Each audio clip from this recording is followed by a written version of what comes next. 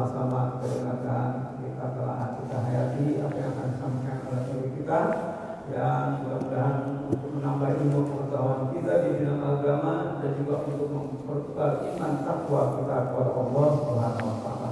Assalamualaikum Habib Hamzah Al-Atas. Syukran. Assalamualaikum warahmatullahi wabarakatuh.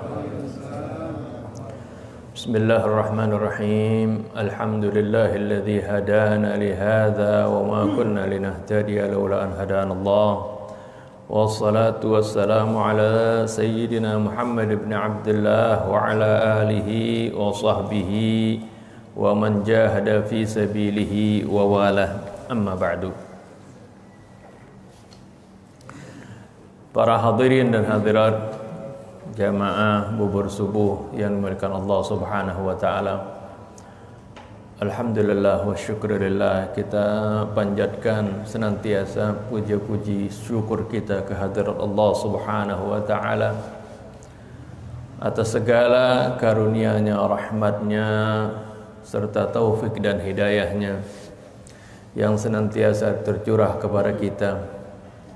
Turun pertama sekali nikmatul iman wal Islam wa kafa bihima min ni'mah. Para hadirin jamaah bubur subuh yang dimuliakan Allah Subhanahu wa taala, pada kesempatan kali ini insyaallah kita akan bahas sedikit masalah pernikahan atau masalah wanita-wanita yang haram dinikahi. Ya, ini sebenarnya topik ini sudah pernah kita jelaskan, tapi saya lebih fokus nanti adalah ke masalah wanita yang haram dinikahi tapi secara hurmah muaqqatah. Hurmah muaqqatah artinya yang diharamkan secara temporer.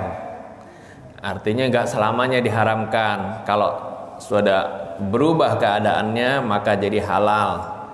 Ya, ini mungkin yang bahasa Arabnya, saya sudah bikin juga bahasa Indonesianya ya seperti ini. Nanti juga kalau mau di copy ada apa yang nanti diberikan ya, itunya. Ini artinya secara skema ini kita mau perjelas kalau dari ayat Quran tersebar ayatnya di mana-mana ya. Ini supaya simpel kita gabungkan semuanya supaya jadi paham ya. Itu adalah mengenai wanita-wanita yang haram dinikahi, yang sering kita bilang mahram. Ya. Bukan muhrim ya. Suka bilang jangan salaman. Ini bukan muhrim. Salah, bukan muhrim, salah. Kalau muhrim berarti orang yang berihram, ihram haji, ihram umrah, itu namanya muhrim. Orang pakai pakaian ihram itu namanya dia niat menjalankan ibadah umrah atau haji, namanya muhrim. Tapi kalau wanita yang haram dinikahi disebut mahram ya.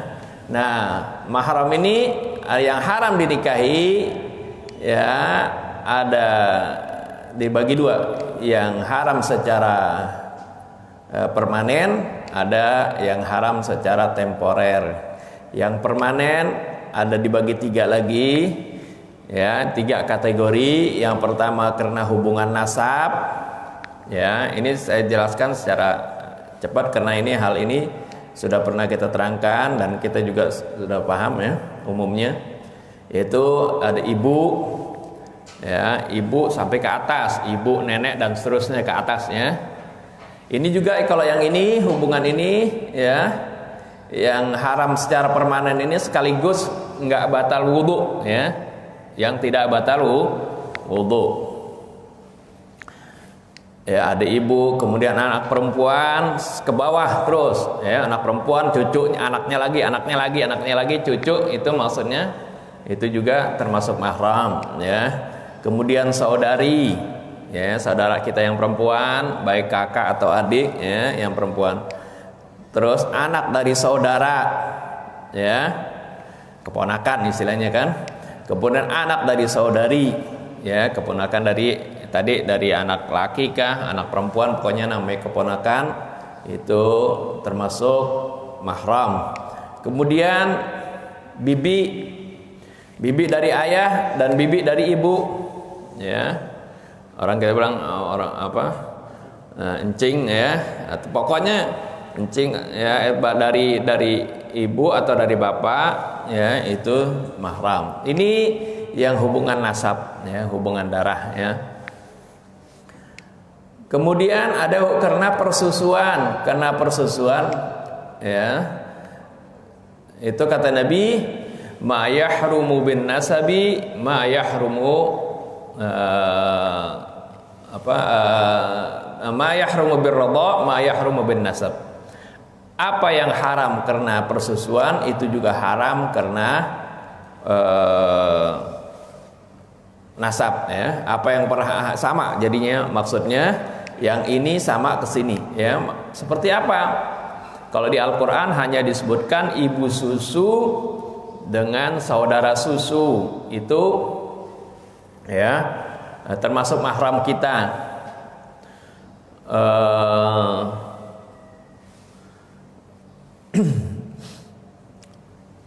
Sesuai dengan hadis Nabi ya, maknanya lebih luas. Jadi bukan ibu susu atau saudara susu saja, tapi termasuk ya, misalnya kita seorang menyusu dengan seorang ibu, maka anaknya menjadi saudara susu. Terus ibu susu punya adik ya, itu jadi bibi susu. Ibu susu punya ibu jadi nenek susu. Itu semuanya inilah yang sama seperti ini. Jadi kata Nabi, yang haram dengan nasab sama dengan haram karena persusuan. Seperti itu ya. Dan juga kita sudah tegaskan waktu itu ya, yang dikategorikan seorang itu menjadi saudara susu, satu syaratnya waktu menyusunya, masa menyusunya yaitu tidak lebih dari 2 tahun. Kalau anaknya sudah lebih dari 2 tahun dia menyusu, maka itu tidak dianggap saudara susu. Kemudian ya, kadar menyusunya seperti apa? Kata Nabi, khamsu radha'atin yuharrimna ya, yaitu 5 kali menyusu yang mengenyangkan ya. 5 kali menyusu ya.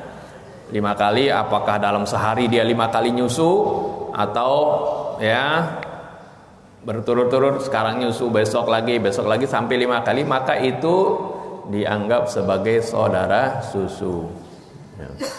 Terus yang berikutnya adalah yang haram permanen karena perkawinan, yaitu ibu tiri ya. Jadi seorang punya ayahnya ini ya, misal ayah kita menikah lagi ya, ibu tiri itu kan, maka dia haram ya buat kita. Misalnya ayahnya sudah meninggal, oh karena ibu tirinya masih muda nih ya, anak tiri mau menikahin ibu tirinya nggak boleh ya, haram secara permanen ya, itu ibunya. Kemudian menantu perempuan ya, seperti itu.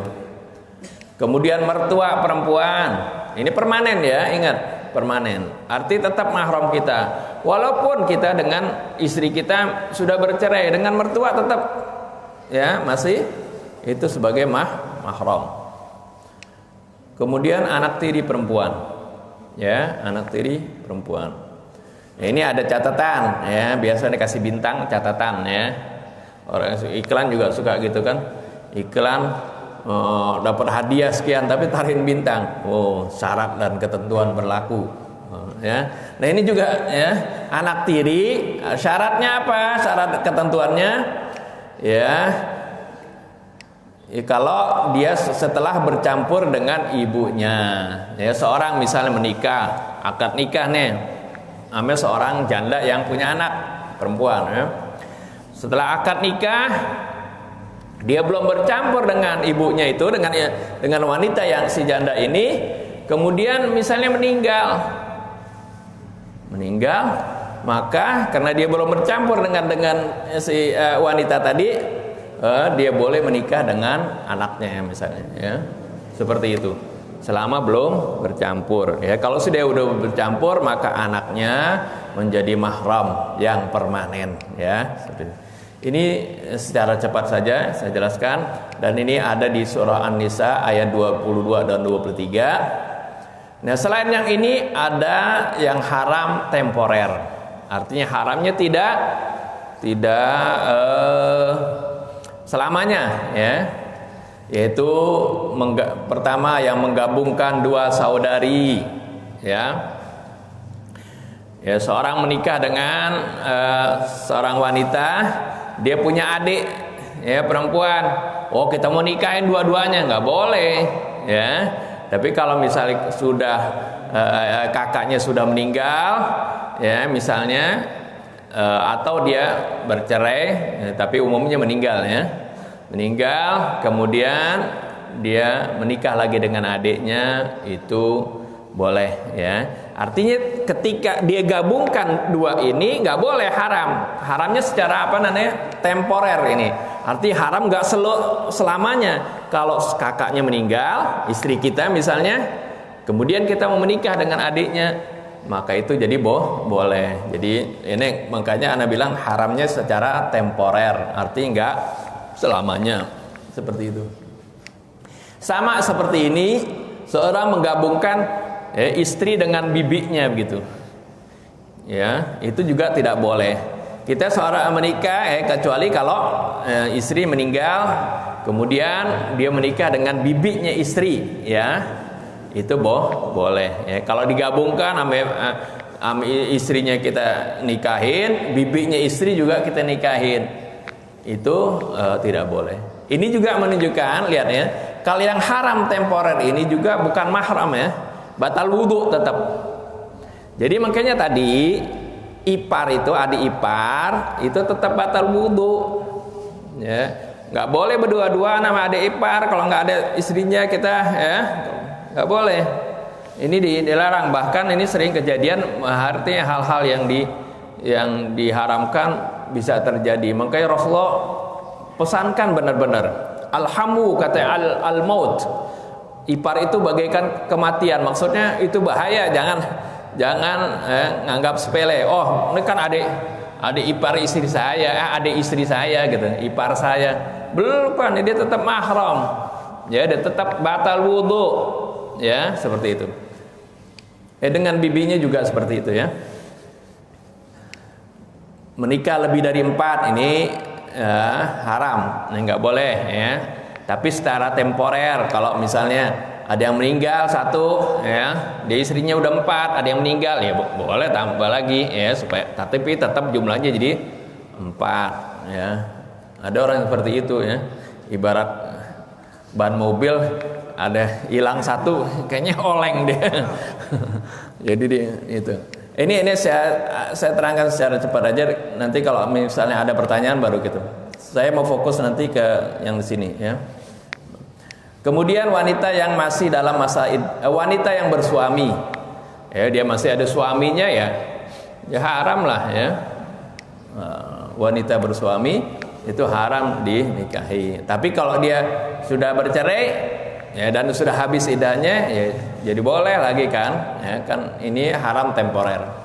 Wanita yang masih iddah, masih dalam masa iddah, artinya dia sudah dicerai oleh suaminya, tapi masih dalam masa iddah, itu pun masih tidak boleh, ya, masih haram, ya. Kalau udah lepas masa iddahnya baru, ya, kita boleh. Karena status wanita yang masih dalam iddah ini statusnya dia masih istri dari suami tersebut. Oleh karena itu, jika suaminya meninggal dunia, dia masih dalam masa iddah, dia udah dicerai nih sama istrinya, sama suaminya. Ternyata suaminya meninggal dunia dalam masa iddah, si istri masih dapat waris. Oleh karena itu, masa iddah penting untuk dihitung, ya. Allah katakan dalam surah At-Talaq, wa ahsul iddah, hitunglah masa iddah tersebut.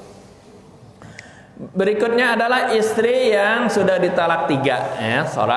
Seorang mentalak istrinya, ya, talak pertama, rujuk lagi misalnya. Talak kedua masih bisa rujuk. Kemudian setelah talak yang ketiga, dia nggak bisa rujuk lagi. Ini jadi haram dia nikahin. Haramnya apa selama-lamanya? Enggak juga. Kecuali kalau si wanita itu, istri yang sudah ditalak 3 sudah menikah dengan wanita lain, dengan suami lain, kemudian dengan tanpa rekayasa, ya, wanita tadi diceraikan misalnya, dan udah lepas iddah, baru yang suami pertama tadi, mantan suami yang pertama itu boleh menikah lagi. Ini kan temporer ya, tapi tidak direkayasa. Ini ada masalahnya menarik. Ini banyak kejadian karena salah penerapan masalah talak. Ya, ini juga penjelasannya unik dan panjang ya. Nanti kalau mau ditanyakan silahkan. Yang terakhir, yang berikutnya adalah wanita musyrik. Wanita yang musyrik, ya, arti penyembah berhala, ya, itu haram, ya, dinikahi. Ya, ini haramnya apa? Temporer ya. Kalau dia masuk Islam, ya jadi halal, ya gitu ya. Nah, wanita musyrik bagaimana dengan ahlul kitab? Ya, wanita ahlul kitab. Musyrik di sini penyembah berhala, ya, yang bukan Yahudi maupun Nasrani. Nah, kalau Yahudi dan Nasrani itu ada ketentuan khusus yang akan kita bahas nanti, ya.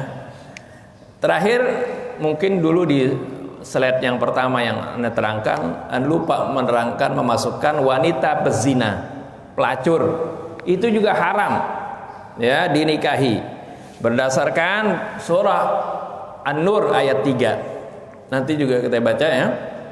Ini An-Nur ayat 3, ya, soal wanita pezina. Allah Subhanahu wa taala sebutkan, ya, dalam surah An-Nur, az-zani la yankihu illa zaniyatan aw musyrikah. Nah, ini disamakan dengan wanita pezina, pelacur dengan musyrikah, seorang wanita musyrik. Wa zaniyatu la yankihuha illa zanin. Dan ya, wanita pezina tidak boleh menikahinya kecuali si pezina juga, au musyrik, atau seorang musyrik. Wa hurrima, di sini ada kata wa hurrima dzalika 'alal mu'minin, diharamkan hal itu bagi kaum mukminin. Tapi di sini ya sama ya, temporer juga, sama seperti musyrik. Ya, kalau musyrik kalau dia tobat masuk Islam, ya boleh. Begitu juga si wanita pezina ini, kalau dia bertobat dengan taubatan nasuha, dia tinggalkan perzinahannya, itu ya boleh lagi, ya, seperti itu, ya. Untuk masalah dari ayat 221 juga nanti kita akan baca Al-Maidah, ya, ayat 5, tentang bagaimana masalah wanita ahlul kitab, ya. Ini sedikit ada nanti beda pendapat, tapi saya sengaja juga di sini bawa, bukan dari Al-Quran, ada bawa kitab fiqih, Al-Fiqhul Manhaji ala Madhabil Imam Syafi'i. Kita lihat ya nanti ya. Tapi sebenarnya dari Al-Quran gambarannya akan jelas sekali, ya, akan jelas sekali. Kita akan baca ya surah yang pertama Al-Baqarah ayat 221, seperti yang di sini ya, ayat Al-Baqarah ayat 221, kemudian Al-Maidah ayat 5, ya, Al-Maidah ayat 5, ya. Marilah kita awali seperti biasa, kita membaca Ummul Kitab Suratul Fatihah. Semoga dengan bacaan Ummul Kitab Suratul Fatihah ini Allah Subhanahu wa taala membukakan hati-hati kita di dalam memahami kitab Allah, juga membersihkan hati-hati kita dari segala penyakit hati, al-fawahish al-batinah, memaafkan segala kesalahan dan dosa kita, juga memaafkan segala kesalahan dan dosa kedua orang tua kita, para guru kita, terutama sekali al-muwaqqif li hadzal masjid, ya, keluarga Bapak Kiai Haji Ghazali Musannif, dan juga orang-orang yang berjasa kepada kita, dan juga saudara-saudara kita kaum mukminin wal mukminat ala hadhihi niyyah wa kulli niyatin salihah wa ila hadratin Nabi Muhammadin sallallahu alaihi wa alihi wasallam. Al-Fatihah. A'udzu billahi minasy syaithanir rajim. Bismillahir rahmanir rahim. Alhamdulillahi rabbil alamin. Arrahmanir rahim. Maliki yaumiddin. Iyyaka na'budu wa iyyaka nasta'in. Ihdinas siratal mustaqim. Siratal ladzina an'amta 'alaihim ghairil maghdubi 'alaihim waladdallin. Amin. Wala tankihul musyrikati hatta yu'min. Wala amatun mu'minatun khairum min musyrikatin walau a'jabatkum. ولا تنكحوا المشركين حتى يؤمنوا ولعبد مؤمن خير من مشرك ولو أعجبكم أولئك يدعون إلى النار والله يدعو إلى الجنة والمغفرة بإذنه ويبين آياته للناس لعلهم يتذكرون. Kita ke Al-Maidah ayat 5, halaman 107 ya. Al-yawma uhilla lakum at-tayyibatu wa ta'amul ladzina utul kitaba hillun lakum وطعامكم حل لهم والمحصنات من المؤمنات والمحصنات من الذين أوتوا الكتاب من قبلكم والمحصنات من الذين أوتوا الكتاب من قبلكم إذا آتيتموهن أجورهن محصنين غير مسافحين ولا متخذي أخدان ومن يكفر بالإيمان فقد حبط عمله وهو في الآخرة من الخاسرين. صدق الله العظيم وصدق رسوله النبي الحبيب الكريم ونحن على ذلك من الشاهدين الشاكرين. Walhamdulillahi Rabbil Alamin.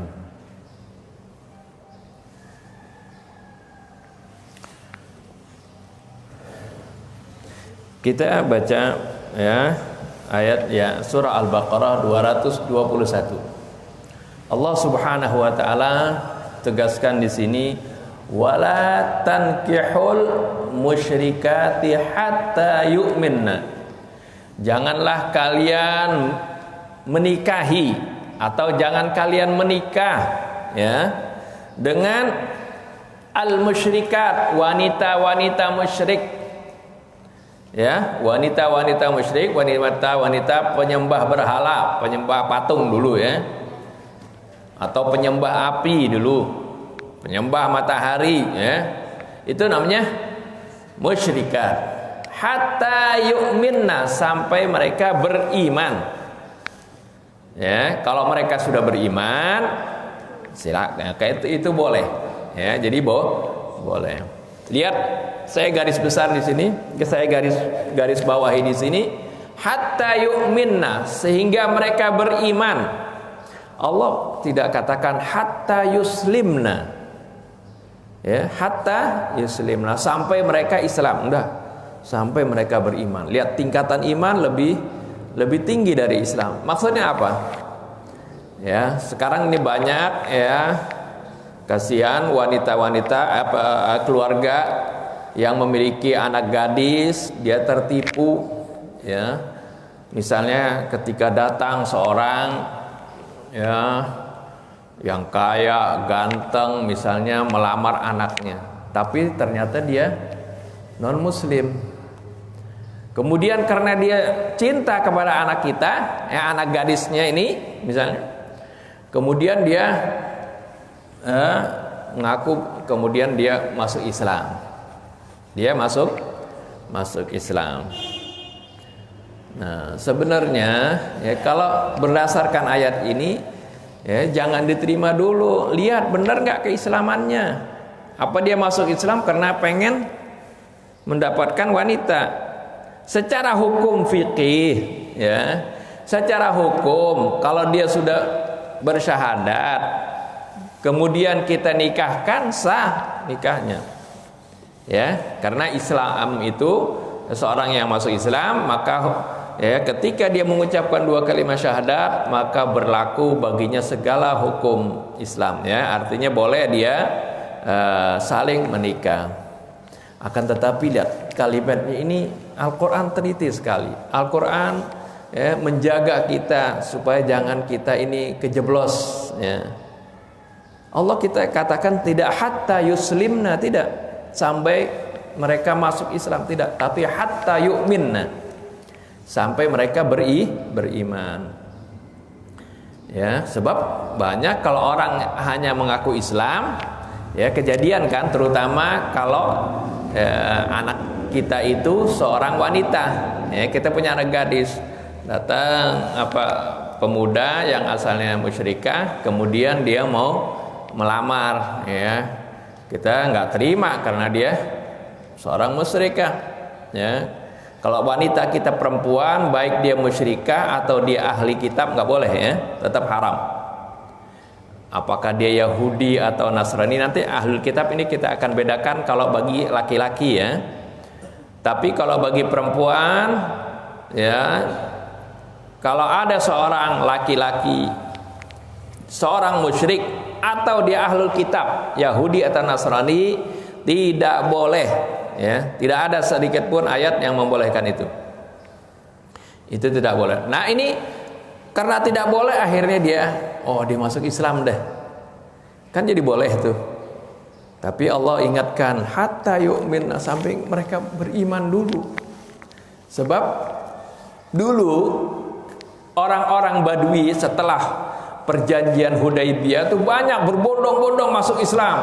Mereka katakan wa qalatil a'rabu amanna, orang-orang Arab mengatakan kami beriman. Lalu ya Allah katakan qul lam tu'minu, Allah katakanlah ya Rasulullah, mereka belum beriman, kalian belum beriman. Walakin qulu aslamna, akan tetapi katakanlah kami sudah Islam. Nah, kalau Islam benar diterima ya.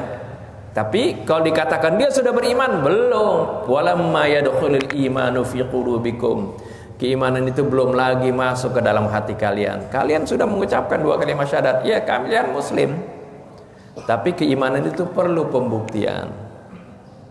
Ya, oleh karena itu seorang misalnya ada yang asalnya non muslim melamar anak kita, dia bilang dia baru masuk Islam, ketika dia mau menikah dengan anak kita, jangan buru-buru, buktikan dulu keimanannya,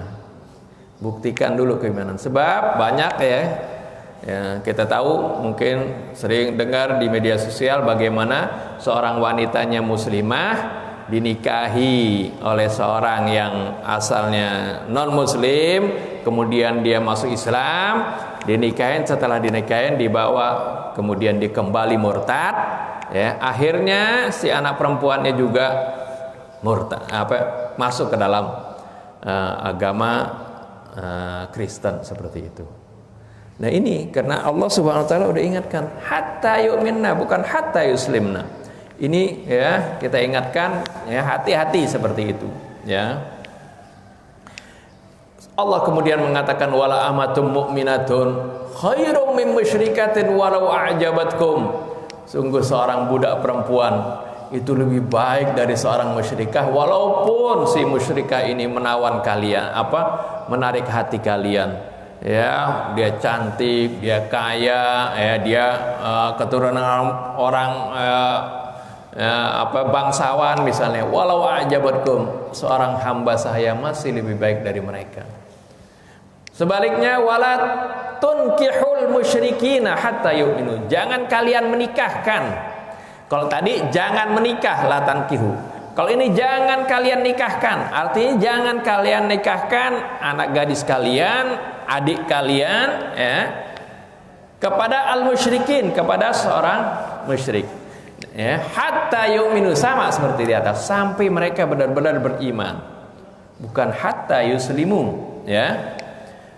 Allah katakan wala abdum mu'minun khairum min musyriki walau ajabakum, seorang hamba sahaya yang mukmin itu lebih baik dari seorang musyrik walaupun mereka mengagumi kalian kagumi, ya, membuat kalian kagum, membuat kalian tertarik, ya, karena kekayaannya, karena pangkatnya, karena keturunannya misalnya.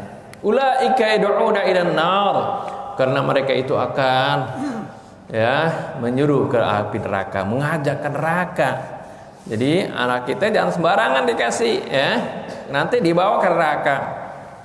Ya, wallahu yad'u ilal jannati wal maghfirati biizni, dan Allah menyuruh mengajak kepada surga dan ampunannya, biiznihi, dengan izinnya.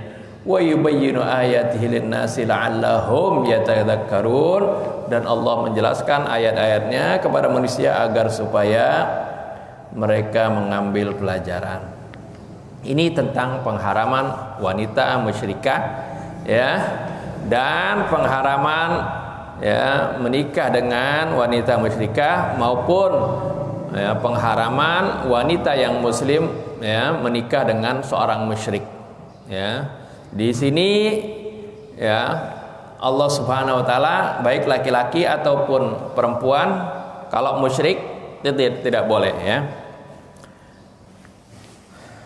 Berikutnya, bagaimana kalau seorang kitabiat, ya, seorang wanita, ya, seorang laki, ya, seorang laki mau menikah dengan wanita ahli kitab, ya.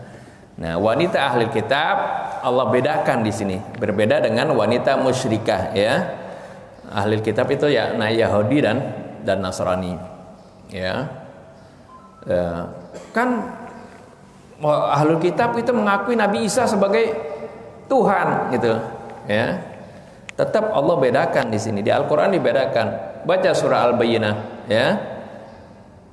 Lam yakunil ladzina kafaru min ahlil kitabi wal musyrikin munfakkina hatta ta'tiyahumul bayyinah. Tidaklah orang-orang yang kafir. Siapa mereka yang kafir? Termasuk kategori kafir, ya. Min ahlil kitab, dari ahlul kitab, wal musyrikin, dari orang musyrikin. Jadi Allah bedakan antara ahli kitab dan al-musyrikin. Suka orang bilang, kan iya kan, ini ahlul kitab kan musyrik juga, gitu kan, ya, menganggap musyrik juga. Tidak. Allah nggak tahu? Atau ketika turun ayat Quran ahlul kitab itu belum mentahrif Injil? Sudah tahrif. Injil itu sudah dirubah 300 tahun setelah Nabi Isa wafat. Ya, Nabi Isa wafat, ya, diangkat ke langit. Ya, 300 tahun kemudian sudah dirubah, ya, Injil itu. Jadi pada zaman Nabi Muhammad sudah berubah Injil, memang sudah jadi sudah banyak di antara ahlul kitab yang mempertuhankan, ya, Nabi Isa seperti itu. Arti menganggap anak Tuhan lah, seperti itu. Itu kan sebenarnya secara kategori dia musyrik tetap, ya, kategori, tapi secara klasifikasi dia tetap disebut sebagai ahlul kitab. Nah, ini dikhususkan dalam surah Al-Maidah ayat 5, ya. karena dia masih memegang kitab samawi ya. Dalam kitab samawi yang mereka pegang itu ya, di sana kalau ada yang bersesuai dengan Al-Qur'an itu berarti itu yang apa? Itu yang benar. Tapi ketika di sana bertentangan dengan Al-Qur'an, itulah yang muharraf ya. Lihat di sini, ini penegasan dari Al-Qur'an. Ya, dalam surah Al-Maidah kita baca, yang tadi kita baca, Al-Yauma ya, ayat surah Al-Maidah ayat 5 ya. Ini Al-Maidah adalah surah terakhir ya. Surah terakhir yang turun kepada Nabi kita Muhammad SAW. Jadi kalau bilang, oh ini ayat ini dinasikh misalnya, enggak, ini ayat terakhir kok. Ya, ini surah terakhir. Tapi nanti perhatikan ya, bukan berarti wah ini menganjurkan, tidak, kita nggak menganjurkan, ayatnya pun bukan menganjurkan tapi membolehkan. Tentu seperti yang Anda bilang tadi, ada syarat dan ketentuannya ya. Nanti kita lihat dari ayat Quran, kita baca dulu. Al-yawma uhilla lakumut thayyibat, dalam surah Al-Maidah ayat 5 ya. Hari ini dihalalkan bagi kalian at-thayyibat, segala sesuatu yang baik. Wa ta'amul ladzina utul kitaba halal lakum, dan makanan-makanan dari ahlul kitab itu halal buat kalian ya. Jadi dengan dengan ahlul kitab, misal kita punya tetangga Nasrani atau Yahudi ya, saling berbagi makanan. Kalau kita tahu itu bukan makanan babi atau apa ya, makanan lain, itu halal ya. Wa ta'amuhum halal lakum ya, wa ta'amu alladzina utul kitaba halal lakum, makanan dari ahli kitab halal buat kalian. Wa ta'amukum halal lahum, makanan kalian juga halal buat mereka. Nah, berikutnya ya, seperti yang sedang kita bahas sekarang ini. Wal muhsanatu minal mu'minati wal muhsanatu minal ladzina utul kitaba min qablikum idza ataitumuhunna ujurahunna muhsinina ghaira musafihina wala muttakhidina aqdan. Begitu juga halal wal muhsanatu minal mu'minat, orang-orang yang menjaga kehormatannya dari kaum mukminat. Muhsan di dalam Al-Qur'an, lihat keunikan bahasa Arab ya. Di dalam Al-Qur'an makna muhsanah itu ada 3 makna. Arti muhsan orang yang, artinya yang pertama yang menjaga kehormatannya, al-muhsanat. Al-muhsanat juga bisa berarti al-mutazawwijat, arti wanita-wanita yang sudah menikah disebut juga al-muhsanat. Al-muhsanat juga bisa berarti wanita-wanita merdeka. Ini ya disebutkan ya dalam surah An-Nisa. Ya, dalam surah An-Nisa ada keterangannya seperti itu ya. Kita kembali lagi kepada Al-Maidah ayat 5 ini. Jadi wal muhsanatu minal mu'minin, wanita-wanita yang menjaga kehormatannya dari kaum mukminat ya. Jadi walaupun mukminat ya, kita itu kalau mencari istri jangan sembarangan, yang enggak menjaga kehormatannya seperti tadi. Ya, wanita pelacur ya nggak boleh kan gitu. Makanya Allah berikan ketentuan di sini ya, al-muhsanat minal mu'minat, dari wanita-wanita yang mukmin. Wal muhsanatu minal ladzina utul kitab, dan juga wanita-wanita yang menjaga kehormatannya, yang wanita baik-baik dari ahlul kitab. Min qablikum, jadi orang yang diberikan kitab sebelum kalian, yaitu kitab Taurat dan Injil. Idza ataitumuhunna ujurahunna, kalau kalian memberikan kepada mereka maharnya, muhsinina ghaira musafihin ya, dengan melakukan perbuatan yang menikah, bukan dengan berzina.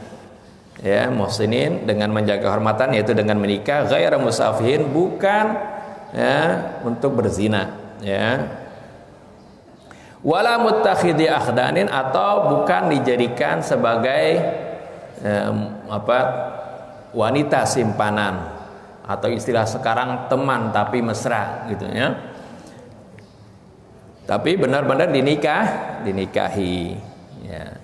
Ini ketentuan ini ya Allah katakan artinya halal itu. Artinya kalau ada seorang laki-laki muslim menikah dengan seorang wanita ahlul kitab Yahudi atau Nasrani, itu halal, sah nikahnya ya. Ini laki-laki yang muslim, ini laki-laki ya, nggak sebaliknya. Kalau sebaliknya haram ya, sebaliknya haram. Kalau wanitanya yang muslim, laki-lakinya ahlul kitab haram ya, baik dia musyrik atau ahli kitab atau siapapun itu haram ya. Kenapa? Karena kedudukan wanita biasanya lemah, nanti dia bisa terpengaruh. Tapi kalau yang laki-lakinya muslim ya, ada kemungkinan nanti ahlul kitab ini juga bisa jadi muslimah. Seperti yang kemarin kejadian kan, kemarin di sini ada pernikahan Ba'al Jum'ah kan, ini wanitanya Nasrani asalnya ya, suaminya muslim ya, kata dia sudah nikah siri kalau nggak salah seperti itu ya.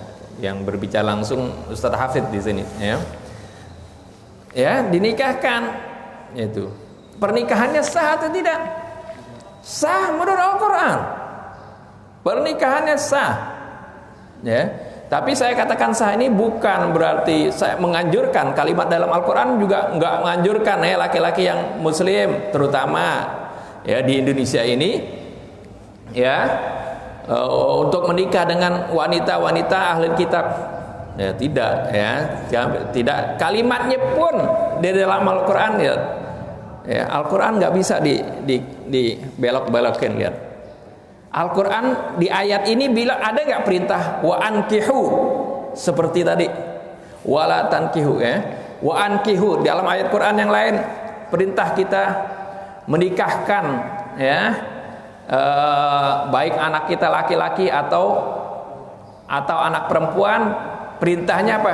Wa ankihul ayama minkum wassalihina min ibadikum wa imaikum iyakunu fuqara'a yughnihimullah. Wa ankihu, nikahkan ya. Atau dalam surah An-Nisa ya, fankihu ma qabalakum minan nisa, menikahlah kalian. Lihat, ma qabalakum minan nisa.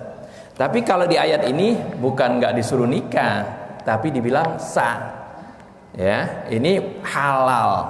Artinya kalau dalam kondisi tertentu ya, kondisi-kondisi khusus ya, misalnya kita berada di daerah ya, yang mayoritas non muslim ya, tinggal di negara ya, misalnya mayoritasnya non muslim, Nasrani atau Yahudi di sana ya, nggak ada wanita muslimah ya, kecuali keluarga kita misalnya ya, maka kita boleh mencari wanita ahlul kitab Nasrani atau Yahudi yang baik, tentunya muhsanat, yang menjaga diri.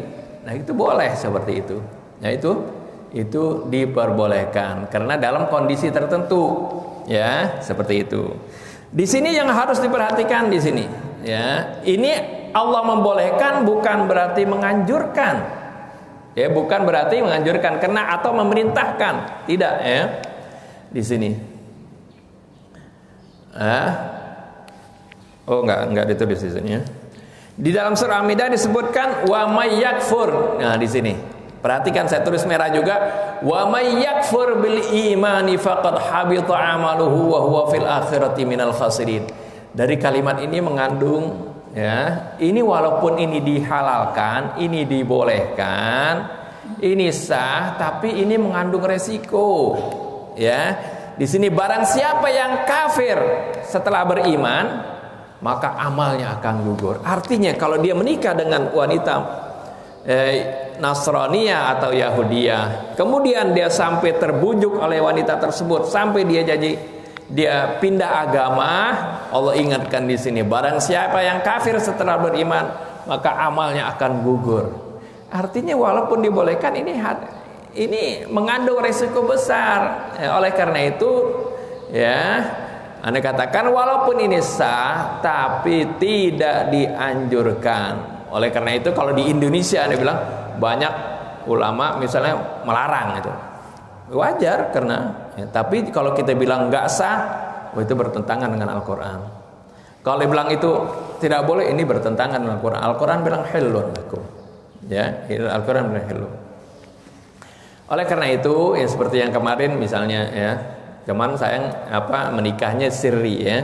Nah setelah dapat surat dari sini, surat keterangan ya, surat keterangan memang sebaiknya menikah lagi karena baru nikah di bawah tangan. Ini nikah di bawah tangan juga masalah ya.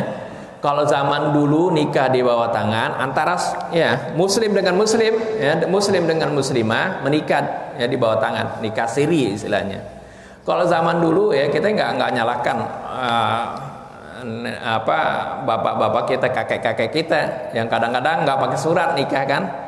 Ya karena zaman dulu kadang-kadang nggak mengandung risiko. Tapi kalau zaman sekarang, kalau nikah siri tanpa ditulis, tanpa tercatat ya di KUA nanti jadi masalah. Ketika yang terzolimi adalah si wanita tadi, yang akan terzolimi si wanita ya ketika meninggal ya, kemudian ada sengketa mengurus waris ya, Pak pengadilan kan akan lihat mana surat nikahnya kan gitu. Nah ini jadi si istri bisa-bisa dia tidak mendapatkan waris ya, tidak mendapatkan hak padahal dia secara agama dia sah ya. Nah oleh karena itu ya mencatatkan ya, memiliki buku nikah ini ya dulu kalau dulu ya zaman dulu sih nggak begitu penting banget. Kalau sekarang menjadi penting ya karena ada rentetan hukum ya, hukum positif ya yang bisa mendolimi si wanita itu. Maka ada seorang wanita doktor dia nulis disertasi dokter di Mesir, dia buat penjelasan mengenai ini, pencatatan pernikahan. Bagaimana hukumnya? Ya, dia bahas diceritakan ya sesuai kaidah fikih, ma la yatimul wajib illa bihi fahuwa wajib. Suatu kewajiban ya, kalau tidak sempurna kecuali dengan melaksanakan sesuatu maka itu menjadi wajib ya, jadi oleh karena itu mencatatkan ini kayak zaman sekarang ini itu juga wajib ya. Jadi ya, walaupun antum suka lihat ya, kalau habaib tuh nikahkan, dia yang nikahkan itu orang tuanya langsung bukan penghulu, tapi walaupun demikian setelah itu dicatat ya, pakai penghulu. Ini yang sekarang ya, kalau zaman dulu mungkin enggak ya, kalau dulu enggak ada implikasi ya, misalnya orang meninggal nggak dapat waris atau ada sengketa, dulu masih saling percaya seperti itu. Kalau sekarang ya harus pada tercatat. Ini penting ya. Begitu juga kemarin ya, dia kan kalau nggak salah sudah menikah ya, menikah sirri itu ya perlu lagi dinikahkan secara tertulis KUA sebab nanti ya supaya tidak terjadi hal-hal yang membuat si wanita tadi menjadi zalim. Tapi kita tegaskan bahwasanya pernikahannya itu sah. Misalnya sudah punya anak kalau dibilang nggak sah nanti dibilang anak zina. Nggak boleh seperti itu ya. Ini pernikahannya sah, tapi pernikahan semacam ini tidak dianjurkan. Ya, dalam kalimat dalam Al-Qur'annya pun bukan diperintahkan untuk menikah, tapi dikatakan hilun lakum, halal ya. Ini karena Al-Qur'an ini bukan untuk orang-orang yang tinggal orang muslim yang tinggal di mayoritas muslim saja, seperti orang yang tinggal di negeri Arab semuanya muslim misalnya, seperti atau di Indonesia. Tidak, Al-Qur'an ini kan wa ma arsalnaka illa kafatan linnas. Al-Qur'an diturunkan untuk seluruh manusia dimanapun dia berada. Ya, jadinya ketika ya seorang tinggal, Anda bilang tadi di mayoritas non muslim, dia mau menikah gimana nih, nggak ada yang muslimah ya, maka ya silakan dia menikah dengan ahlul kitab, tapi itu pun ya wanita yang baik-baik ya. Dan ya harus diingat, jangan sampai pernikahan ini membuat kamu malah pindah agama. Nah, ancamannya itu ya. Wa may yakfur bil imani faqad habita 'amaluhu wa huwa fil akhirati minal khasirin. Ya, seperti itu. Ya, alangkah baiknya kalau dia yang masuk dalam Islam, tapi itu juga berdasarkan harus kerelaannya. Di sini ya Ana akan bacakan juga bagaimana menurut mazhab Syafi'i. Ini adalah fiqhul manhaji, fikih yang berdasarkan ya dituliskan ya, ada pakai dalil-dalilnya, pakai ayat Quran, pakai hadisnya ya. Al-fiqhul manhaji banyak bagus sekali ini. Ya, Ana suka mengajar waktu itu ya dengan kitab ini. Ajar fikih. Di sini tentang wanita musyrikah ya dalam fiqhul manhaji ini. Ya, karangan Dr. Mustafa Al-Khin dan Dr. Mustafa Al-Bugha ya. Ini di halaman 29 setelah berbicara tentang mahram-mahram tadi dan berbicara tentang al-musyrikah al-wathaniyah. Di sini ada keterangan tanbih ya.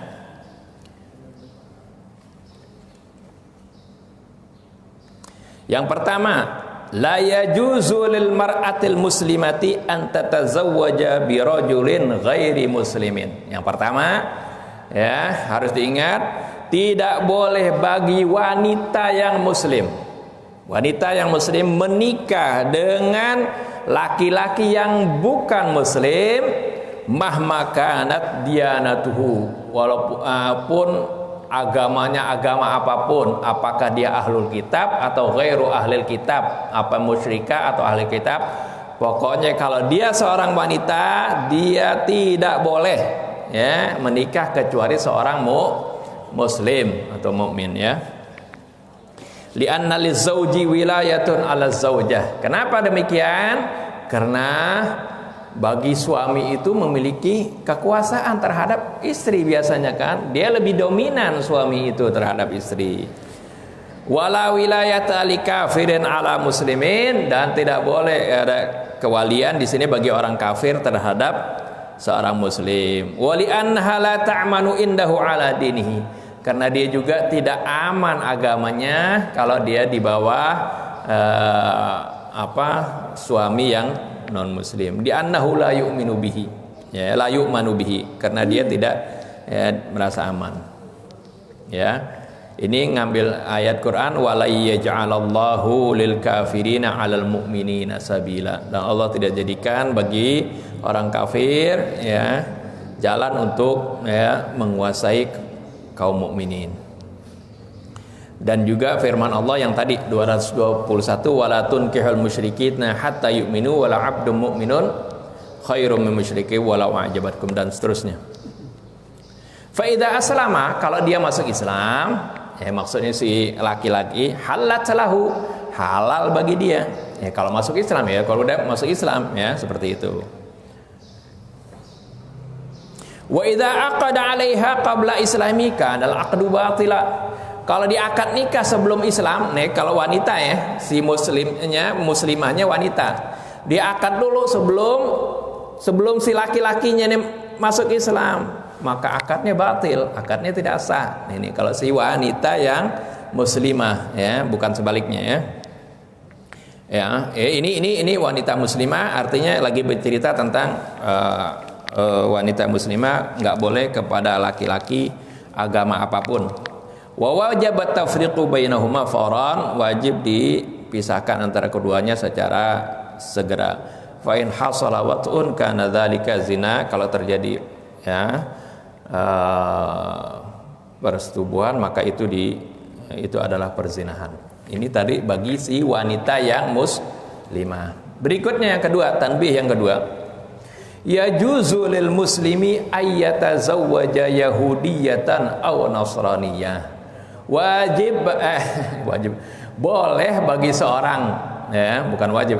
Boleh bagi seorang muslim dia menikah dengan Yahudiyah atau Nasraniyah. Li'annahu rubbama dzalika sababan li islamihima, karena yang demikian itu ya barangkali saja menjadi penyebab ya si wanita yang Yahudiyah atau Nasraniyah tadi menjadi muslim. Wa islamu ahliha, dan juga keluarganya bisa jadi muslim. Wa tila'ihim 'alal Islam, dan juga ini menjadi mereka bisa melihat bagaimana akhlak Islam ya, yang sebenarnya. Wa targhibuhum fihi, dan juga mendorong mereka supaya masuk Islam. Tapi di sini disebutkan menarik. Wala yajuzu ya li muslimin, wala yajuzu li zaujihal muslim, tapi tidak boleh bagi suaminya yang muslim ayyukrihaha, memaksa dia ala taghyiri diniha, untuk merubah agamanya. Mentang-mentang dia udah jadi suami dipaksa supaya dia masuk Islam, atau diancam lah, kalau nggak masuk Islam saya ceraiin. Nggak boleh gitu, karena la ikraha fid din ya. Au yudhayiquha fi ada'i ibadatihi, atau dia mempersulit dalam dia melaksanakan ibadahnya, seperti itu ya. Nah, ini hujjahnya mana? Qala Allah Ta'ala wa ta'amul ladzina utul kitaba hillul lakum wa ta'amukum hillul lahum wal muhsanatu minal mu'minat wal muhsanatu minal ladzina utul kitab min qablikum idza ataitumuhunna ujurahunna muhsinina ghaira musafina wa lam tattakhidhu aqdan. Ya, ini seperti yang saya terangkan tadi. Saya sebutkan lagi dari kisah sahabat ya. Bagaimana pada zaman dahulu ada sahabat yang menikah dengan ahli kitab, terutama ketika bagaimana Islam menyebar sudah ke daerah Romawi seperti itu.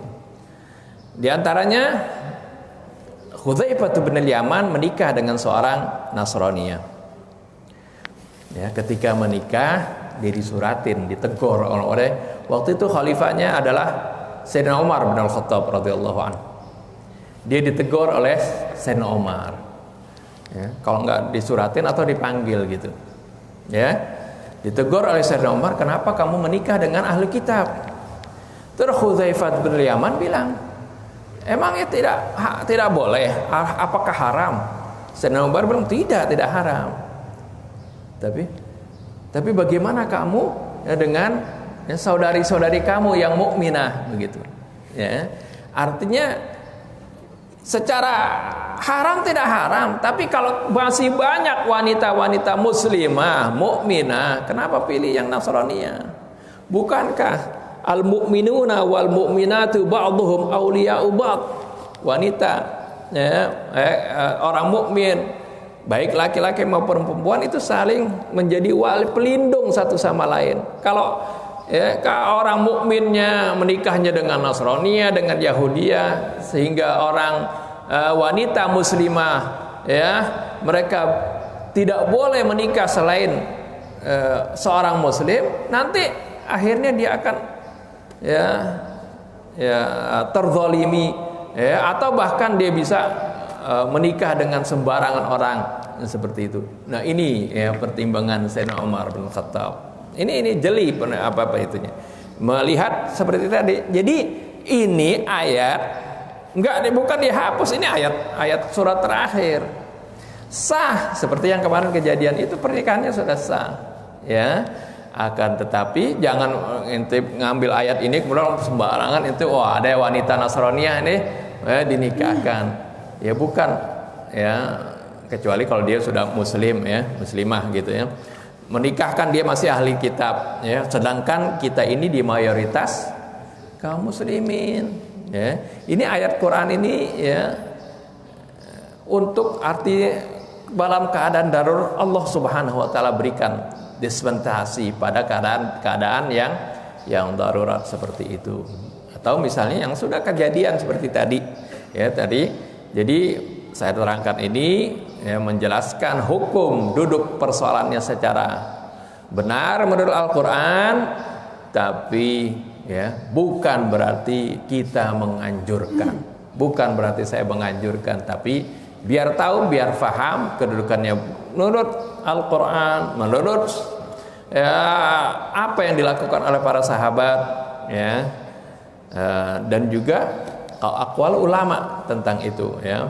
Walaupun ada yang bilang, oh katanya kan ahlul kitab juga musyrik, enggak seperti itu. Al-Quran, ya, sudah jelaskan. Al-Quran memang Allah nggak tahu kalau ahlul kitab itu menganggap Nabi Isa sebagai anak Tuhan. Allah tahu, tapi ini perbedaannya, ya. Allah bedakan antara wasaniyah, penyembah berhala, penyembah api, dengan ahlul kitab itu di dalam Al-Quran dibedakan, ya, di dalam ini yang dapat saya sampaikan, ya. Mudah-mudahan bisa dipahami.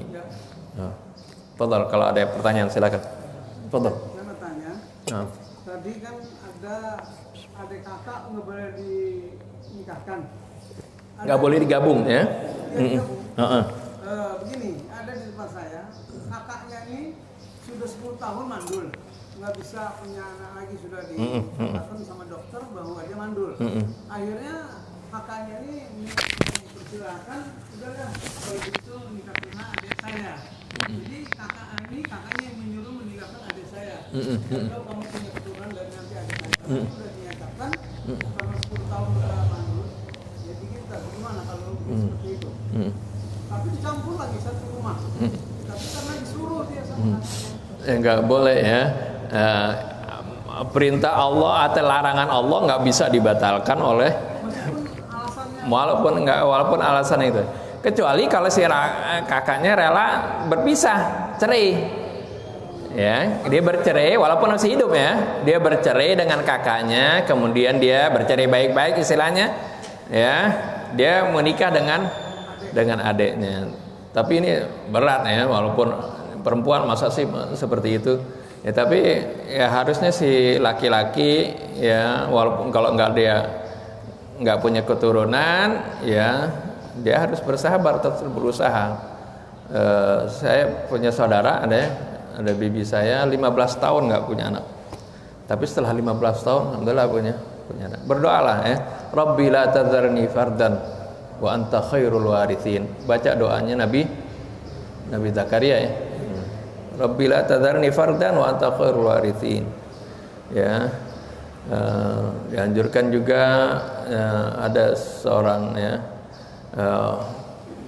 Mujarribah, dia menganjurkan seperti ini, seperti apa yang dilakukan oleh Nabi Allah Zakaria, ya. Kalau bagi yang nggak punya anak nih, ya,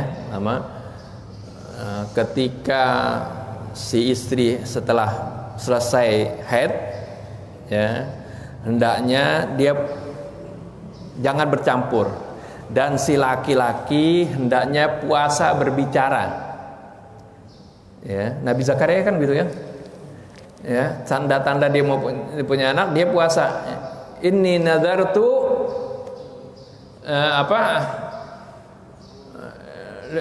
nazar falan ukallimal yauma insiya. Apa? Bukan, ayatnya apa? Dia nazar, ya, dia bilang bukan nazar.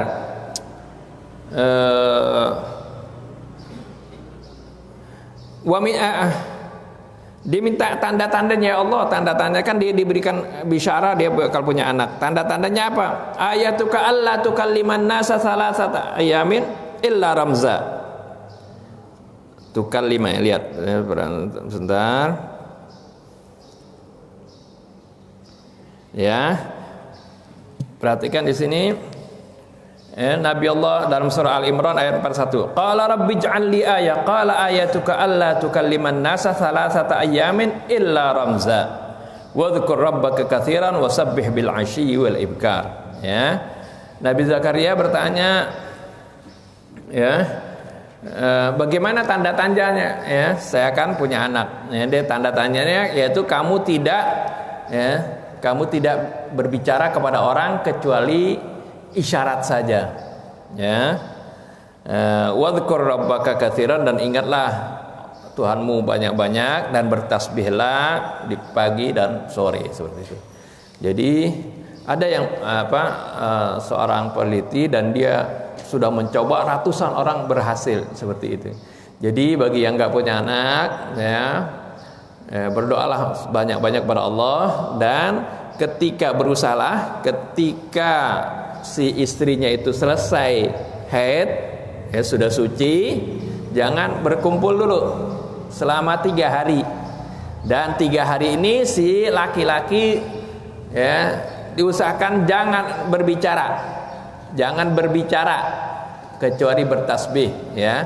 Kalau berbicara istri atau orang pakai isyarat saja ya, selama 3 hari ini ya, 3 hari 3 malam ya, 3 hari 3 malam. Nah setelah itu silahkan berkumpul dengan istrinya, insya Allah ya, Allah subhanahu wa ta'ala dengan izin Allah berikan rezeki anak baginya ya. Ini katanya udah ratusan orang yang melakukan ini berhasil seperti itu. Cobalah, ini dari Al-Quranul Karim ya, seperti itu. Laki ya. Enggak. Puasa bicara ya, bukan puasa itu. Puasa bicara enggak bicara. Ya seperti itu. Pertanyaan saya yang kedua. Fadhal. Yang tadi tidak boleh menikahkan orang yang masih belum cerai sama istrinya, sama suaminya. Nah, ini ada orang istrinya nggak dicerai sudah bertahun-tahun, sudah 6 tahun nggak dicerai. Dan terus ini pulang di luar daerah suaminya, jadi nggak dicerai-cerai, akhirnya dia nikah sama orang lain, tapi belum dicerai. Tapi menurut dia bilang wanita yang bertahun-tahun sama suami dia dikasih nafkah lahir batin itu dengan sendirinya gugur katanya. Akhirnya dia nikah sama laki-laki lain dengan alasan dia nggak dicerai sudah 6 tahun, berarti kan udah gugur katanya. 6 tahun dan dia udah nggak ada hubungan apa-apa lagi lahir batin. Gimana? Iya, makanya kan ini sering ada talak taklik ya. Kita waktu akad nikah terus penghulu suka bacain tuh ya. Nah, saya berjanji syarat taklik ya. Jika saya berjanji itu suami selama 6 bulan berturut-turut tidak memberikan nafkah batin maupun zahir maupun batin kepada istri saya, maka jatuhlah talak saya 1 ya, seperti itu. Maka itu ya benar seperti itu ya, artinya dia bisa menikah lagi. Tapi ada orang yang rela walaupun sudah lama itu tergantung istri jadinya ya. Dia relakan istrinya ya, misalnya enggak, itu dia tetap nunggu sampai suaminya, itu urusan dia enggak ya. Tapi kalau dia mau menikah seperti itu ya, maka boleh dia seperti itu karena sudah jatuh talak 1 ya. Apalagi enggak kasih kabar ya, seperti itu. Enggak ada kabarnya seperti itu, maka sudah jatuh talak 1 ya. Tapi kalau sebenarnya kalau dia belum menikah dengan orang lain, suaminya datang lagi, maka suaminya yang berhak untuk rujuk lagi ke dia ya. Nah, Fadhal. Kalau seandainya pernikahannya ahli kitab itu dibolehkan, bukan mudaratnya lebih banyak sih, misalnya anaknya nanti jadi ahli kitab lagi, itu gimana Bin? Makanya kan ayat di sini tadi ini dibolehkan bukan berarti dianjurkan ya. Ini bolehkan ya. Ini seperti tadi seorang punya kondisi ya, satu dia punya keimanan yang kuat ya, sehingga dia tidak mudah terpengaruh oleh si istri. Juga karena dikhawatirkan itu dia murtad dan dia kafir kan. Kemudian dia juga kalau orang punya pendirian keimanan kuat, dia bisa mendidik anaknya, dia bisa dominan mendidik anaknya nanti itu seperti itu. Bahkan ya seperti yang di kitab itu ya, dia bisa ya dengan akhlaknya yang baik, dia tunjukkan Islam seperti ini, bisa menarik si istri bahkan keluarganya untuk masuk Islam, itu seperti itu ya. Tapi ini yang kan nggak semuanya laki-laki kayak begitu kan, apalagi orang laki-laki yang udah ngelihat kecantikan wanita, wah ya, gelap matanya, itu berbahaya. Makanya ini bukan berarti menganjurkan. Al-Qur'annya juga lihat, Al-Qur'annya teliti sekali ya. Al-Qur'an itu firman Allah, pasti nggak ada yang teringsut di sana ya. Kalimatnya bukan suruh nikah, enggak, cuman bilang halal sah. Fadal. Nah.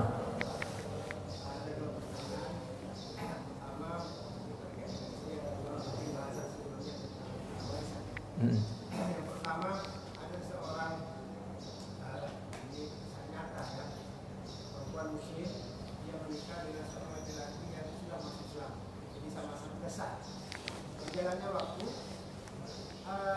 si pria ini kembali ke agamanya, tapi yang perempuan tetap Islam. Mereka tidak, ya istilah kata sekarang toleransi, juga tetap agama masing-masing.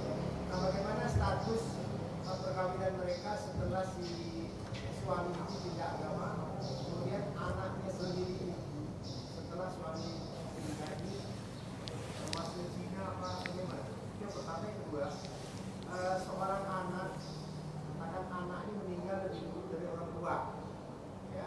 Ini pertanyaan lain ya. Kedua, maka setelah orang tuanya meninggal, ya warisan itu si anak yang meninggal ini duluan, anaknya lagi atau cucu daripada si orang tua itu, apakah masih mendapatkan warisan? Ya. Jadi pertanyaan yang pertama tadi, seorang wanita ya, wanita ini kan dia yang tidak boleh wanita itu menikah dengan selain muslim, siapapun dia, ahli kitab kah, musyrikah kan apa kan, nggak boleh ya. Tapi ini si laki-lakinya masuk Islam dulu, masuk Islam, ya kan jadi sah tuh ya. Anda bilang tadi sebenarnya jangan buru-buru kalau walaupun dia masuk Islam sampai dia beriman, artinya menunjukkan, membuktikan dia benar-benar seorang mukmin, bukan hanya muslim. Kalau muslim cukup dia mengucapkan 2 kali syahadat udah dianggap muslim kan? Ya, sebenarnya ini kesalahannya seperti itu. Tapi ini kejadian memang seperti itu. Nah, setelah dia menikah, akhirnya si suami pindah lagi agama. Bagaimana sih itu? Ini harusnya difasah. Kalau seorang itu harus dipisah ini. Sebab tetap nggak boleh wanita muslimah menikah dengan wanita yang ghair muslim. Dia melakukan hubungan zina nantinya. Tapi kalau anaknya yang udah ya, arti anaknya, anak sih dilahirkan dalam keadaan suci ya. Anak sih nggak nanggung dosa orang tuanya, yang berdosa orang tua ya. Seperti itu. Nah, ini nggak boleh. Kalau zaman dulu tuh dipisah ya.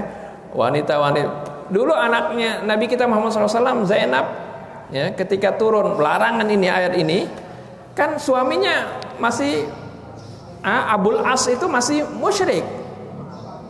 Ketika turun ayat ini, Rasulullah perintahkan Zaid bin Harithah menjemput putrinya Zainab yang masih di Mekah, suruh pisah dengan suaminya. Pisah, terus dipisahkan. Tapi qadarullah, si suaminya ini Abul As ya, ketika dia pergi ke Syam, nggak taunya ketangkep. Ya, terjadi pertempuran, tertawan. Kemudian Zainab mungkin masih cinta kepada suaminya, tapi kan nggak boleh itu, cinta kan beda kan, orang namanya cinta ya nggak bisa, cuman dia udah dipisah nggak ketemu tetap ya. Tapi karena ada rasa cintanya dia tebus si itu aja supaya dibebaskan bekas suaminya ini Abul As. Ditebuskannya pakai apa? Dia berikan kepada kaum muslimin itu kalung pemberian dari Siti Khadijah, istri Nabi. Waktu Zainab menikah dengan Abul As, hadiah pernikahannya diberikan kalung dari Siti Khadijah. Ketika Rasulullah melihat ini kalung dari istrinya, Rasulullah nangis, sedih, ingat Sayyidatina Khadijah ya. Istri yang paling dicintai oleh Rasulullah, Sayyidatina Khadijah. Istri yang mengorbankan seluruh hartanya, dia konglomerat. Sayyidatina Khadijah korbankan seluruh hartanya untuk Islam, membela dia sampai meninggal, nol kekayaannya. Makanya Rasulullah nggak pernah lupa Sayyidatina Khadijah. Walaupun sudah beristri dengan istri yang lain, tetap Rasulullah ingat kepada Sayyidatina Khadijah. Apalagi ini ketika dapat kalung yang ini, dia kenal ini kalung Sayyidatina Khadijah. Ya, lalu Rasulullah, walaupun Rasulullah sebagai pemimpin, tapi Rasulullah ajak sahabat, ajak bicara. Ini bagaimana ya, ada apa, putri saya Zainab ya, meminta agar supaya bekas suaminya ini dibebaskan. Oh, sahabat bilang, terserah kamu ya Rasulullah SAW. Ya, kemudian akhirnya dibebaskan dan kalungnya dikembalikan lagi kepada Zainab. Ya, akhirnya ketika melihat bagaimana akhlaknya Islam, baiknya diperlakukan walaupun dia ditawan, dia balik. Ya, dia itu, apakah kamu tidak mau masuk Islam? Dia bilang, saya mau balik dulu ke Mekah. Saya bawa dagangan orang Mekah. Saya mau kembalikan. Saya nggak mau saya masuk Islam di sini karena nanti dikira saya Islamnya karena dipaksa. Saya mau kembalikan dulu. Saya kembali ke Mekah. Setelah dikembali ke Mekah, ya dikembalikan semuanya titipan-titipan dagangannya orang Mekah. Kemudian setelah itu dia kembali ke Madinah, dia menyatakan Islamnya. Setelah dia masuk Islam, dikembalikan lagi. Dia dikawinkan lagi dengan Zainab. Seperti itu, ya. Jadi kalau dia murtad si suami tadi, maka itu harus difasakh, harus dipisah, ya, harus dipisah seperti tadi istri putrinya Nabi. Yang kedua, pertanyaan kedua tentang waris ini terakhir ya. Bagaimana seorang punya anak, ya, anaknya dia udah punya anak lagi, ya, dia meninggal duluan anaknya ini, ya.